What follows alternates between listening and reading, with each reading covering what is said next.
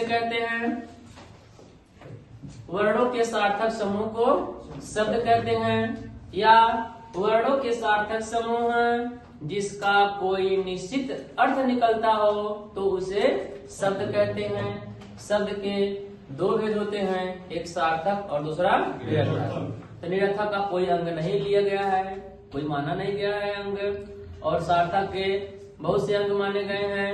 जैसे पहला क्या है? रचना या बनावट के आधार पर शब्द के भेद। तो रचना या बनावट के आधार पर शब्द के 3 भेद होते हैं।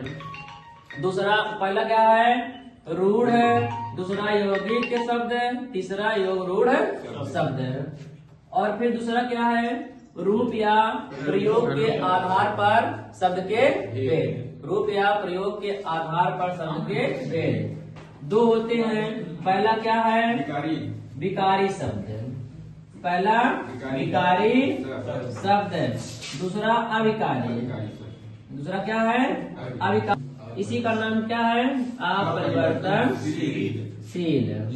और विकारी को हम परिवर्तनशील कहते हैं।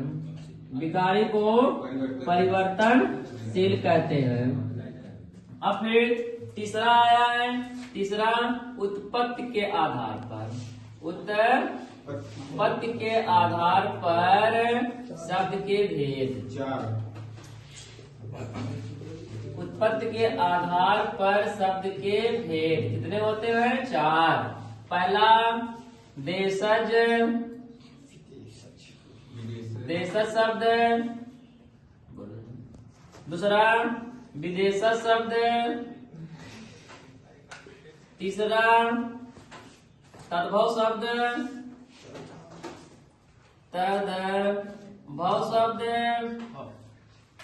चौथा तत्सम शब्द।